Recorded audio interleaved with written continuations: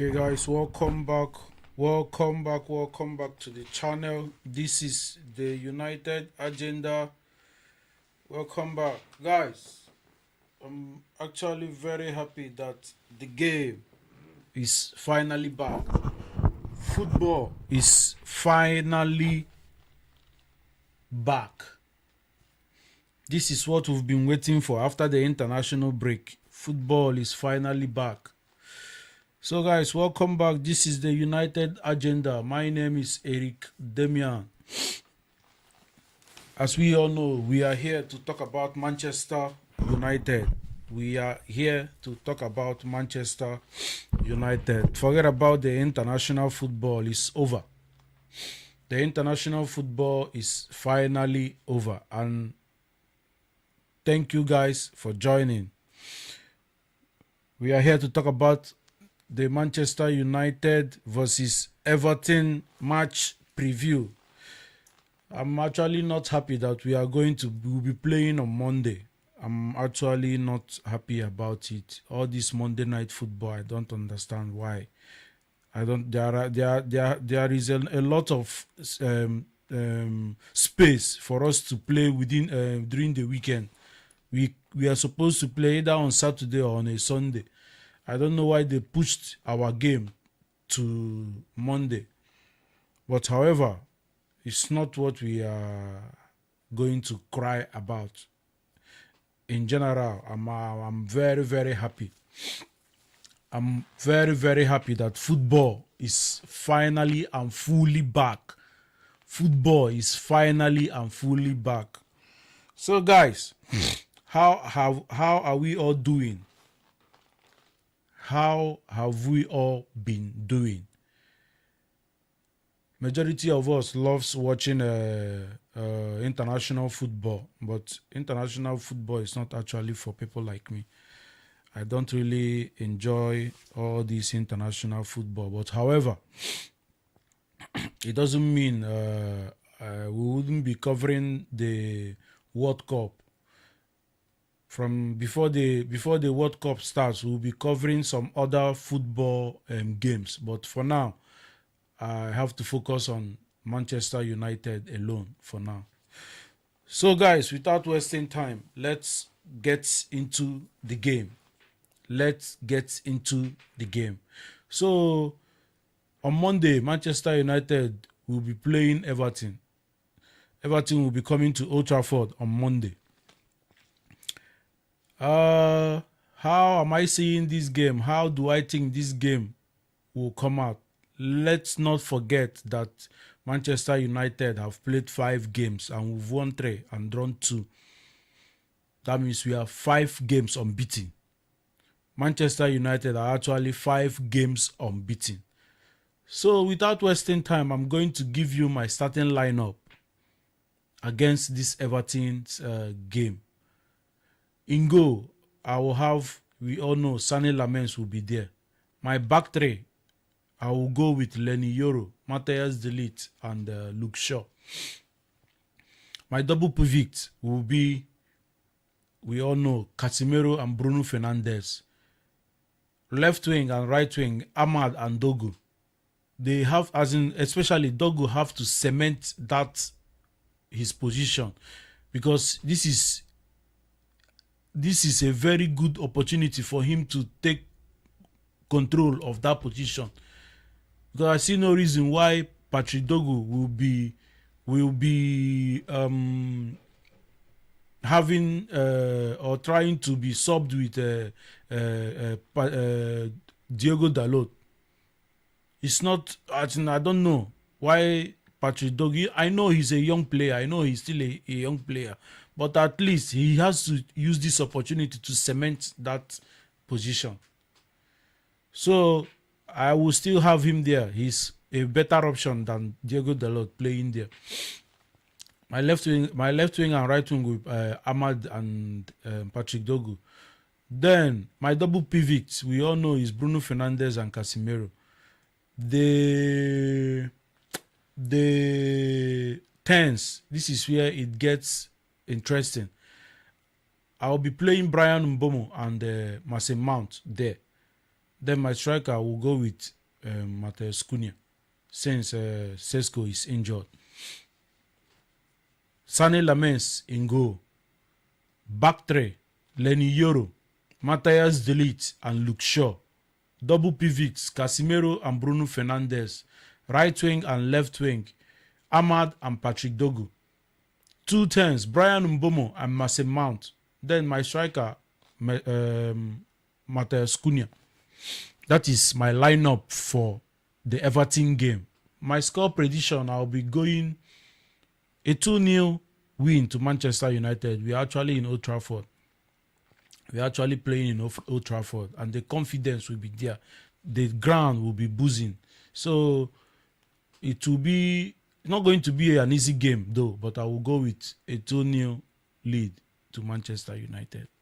So this is how I'll be lining up for the game on Monday. This is how I'll be lining up for the game on Monday. Then the news has been flowing around. Fabrizio Romano have actually updated us yesterday or earlier today that Manchester United are willing to sign a winger, an electrifying and a skillful winger. And United had talks with Bournemouth for Anton Semenyo. So guys, what do you think about this deal?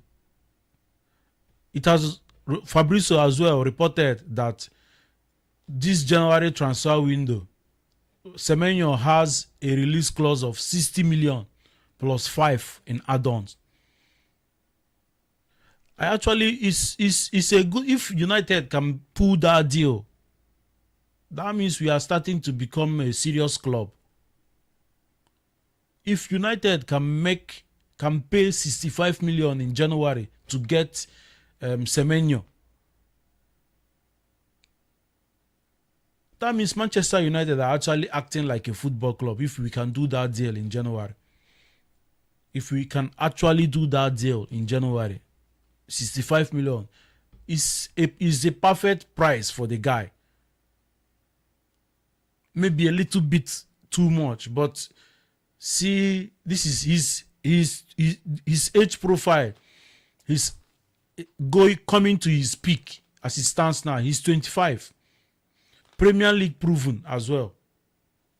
Very good and talented player. We all have watched Semenyo playing in the Premier League and playing for Bournemouth. Starting from last season until now, he has been fantastic for Bournemouth. So if Manchester United can pull that deal, if we can actually pull that deal in January, it will be a very great deal for us and a very good player if he chooses to come to Manchester United. So it's very, very open. But do you think Manchester United are going to make that signing in January? January is very close. So we have to wait until January comes. But if we get that deal over the line, that means we are starting to be a very serious football club. However, would you prefer to get Semenyo or a midfielder in January? Men looking at it, the midfield targets we are going for, our main targets we are going for in the midfield cannot be sold in January. I don't think any of these teams would allow their players to leave in January, especially those midfielders we've been going for. Elliot Anderson, Baleba, Wharton, Stiller, Gomez. I know Conor Gallagher might be the easiest option we can get in January, but our main targets are Stiller, Anderson, Carlos Baleba, and Wharton. I don't think these clubs will allow their players to leave in January. It's actually not going to be an easy task for those clubs to let their players leave in January. So if it's possible, we can get Semenyo and Conor Gallagher. I will do the deal. If I should be in that Manchester United board today, and I have an option of getting Semenyo and Conor Gallagher in January, 100% I will do that deal. I will do it. But in terms of the Manchester United, the board, I think, or the team entirely, what we need most importantly is that midfield. We need, if not as in, we actually need 2 midfielders. But in January, at least, I think we are supposed to be getting 1 midfield in. Whether on loan or on a permanent deal, we are supposed to be getting at least 1 midfielder. So it's very, very important. That midfield role is very, very important, especially this January transfer window. If we can get Conor Gallagher, then push for Anton Semenyo, that will be a very great and a very good January transfer window for Manchester United. So, guys, that is it for Semenyo and Conor Gallagher and the midfield issues we are having. So that is it for the news. Now, let's talk about Kobe Menu. Yes, Kobe Menu. Now, it's been reported from several sources and from several journalists that Kobe Menu wants to go out on a loan in the January transfer window. For me, I don't know why Manchester United are still keeping the guy. Like keeping Kobe Menu to sit on the bench at his age. He's still 20. As in, he doesn't need as in, Kobe Menu is a very fantastic player. Kobe Menu is a fantastic and serious good player. He's a talented player. We've all seen what Kobe Menu can do, but it seems that Ruben Amorim doesn't rate him, and instead of letting him or letting his value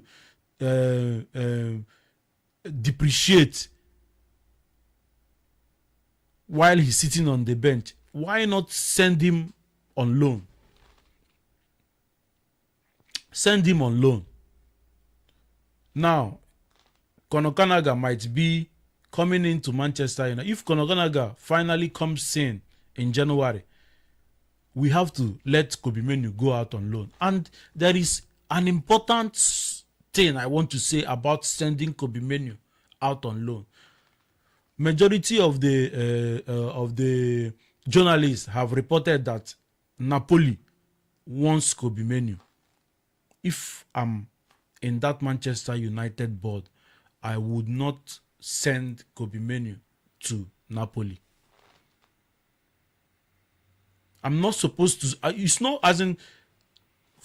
I know he wants to go to Napoli, but we are supposed to be sending our players to English, as in lower teams in the English in the Premier League. In the Premier League, sending our players out on loan to Italy or to Spain, or it's not going to help us, because it's either we don't. It's okay. Like for example, like Kobe Menu now, he said he wants to go out on loan for game time and come back to play for Manchester United. If we want to sell Kobe Menu entirely, like if we want to actually sell him, if we don't want him back to come back and play for Manchester United, no problem. Send him to Napoli. But if we actually want Kobe Menu to come back to England or to come back to Manchester United and play football, why not send him on loan to West Ham, to Everton, to like a lower English team where he is going to work hard and he's going to play more games.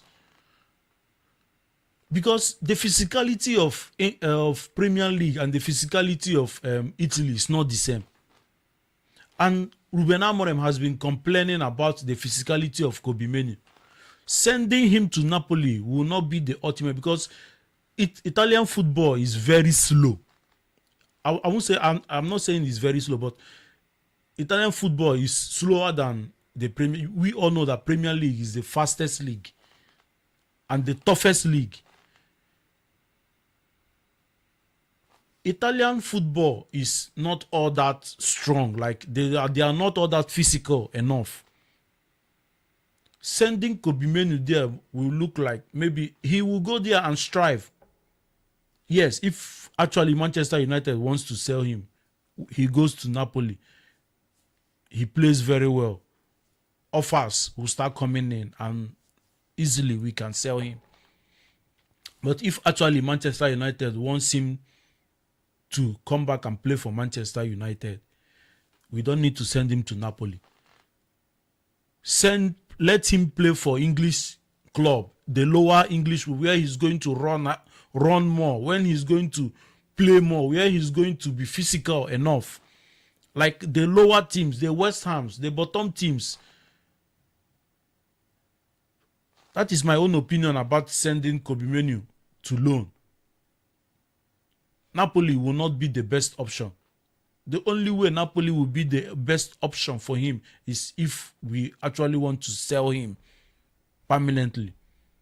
Then send him to Napoli. But if United wants him back after going on loan, he should play for a Premier League club, a lower team, where they will not have more of the ball, where they will be chasing, where they will be fighting, where they will be, as in, doing more defending than attacking.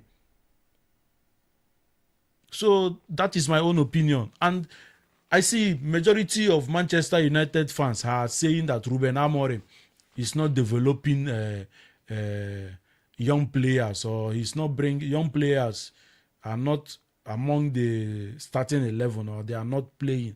It's not that Ruben Amorim is not developing young players. With this Manchester United squad, there are a lot of young players there, or academic players, yes. There are a lot of young players in this Manchester United squad. So many of them there. Maybe we want our academic players to be developed, yes, but it's not a must.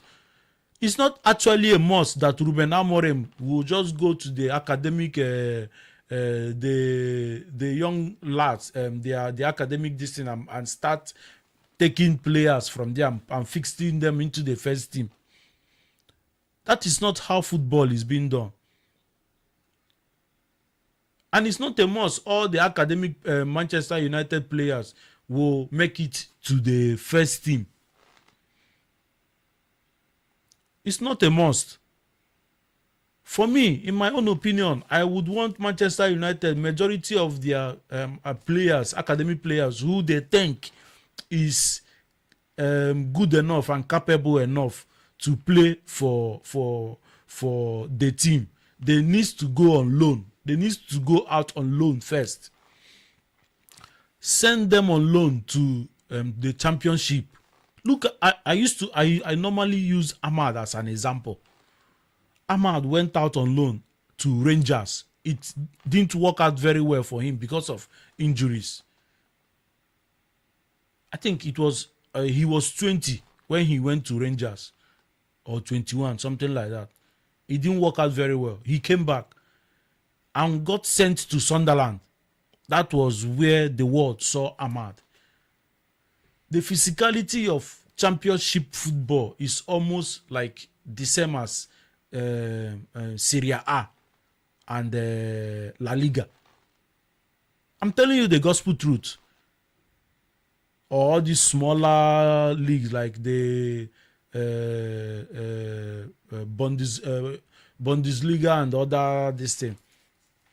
The physicality of championship of football is very strong. It's very hard. It's a hard place to play. Now look at Ahmad now. So Manchester United should learn. They should learn from that. Send our young players, send them out on loan to go and play in the championship to get more of English football experience, men's football, to get more experience from the championship. That is very, very important. I don't know why Manchester United fans will be clamoring for our academic players to start coming to come to the first team and start playing. This our team now, it doesn't need too much academic players. We don't need it as it stands now. We don't need them because this team is still struggling. We are still struggling. I don't know why Manchester, or I don't know whether it's an agenda against Ruben Amorim. I don't actually know whether it's an agenda against Ruben Amorim. Yes, we know the heritage of this football club. We know that we usually develop our young players. Our young players are one of the foundations of Manchester United. We all know that. But bringing young players into this world, where we have a lot of young players as well here in the first team, it's not a good idea. If any of them is good enough, send them out on loan. Let's see what they can do. Then if they do well, then they have the right to come back and represent Manchester United or play for the first team. This is my opinion about all these young players and academic players. This is what I have to say about it. Tell me what you think. Am I saying the right thing or not? So that is it, guys, for today. This is a very quick one about the Manchester United versus Everton on Monday Night Football. God, on Monday. And some other news about Manchester United wanting a winger, a midfielder, Kobe Menu, and our academic players, young players. So guys, don't forget to like, share, and subscribe. This is the United agenda. Thank you until we meet on the... Don't forget that on Monday, we are also going to do the watch along for Everton. So we are live. As long as it's Manchester United, we are doing the live watch along every match day. And after the match, we'll also give you the match preview. The match, the final score. So that is it for today. Guys, don't forget to support, like, share, and subscribe to the channel. This is the United Agenda. Thank you all for watching. Until we meet on the next one. One love.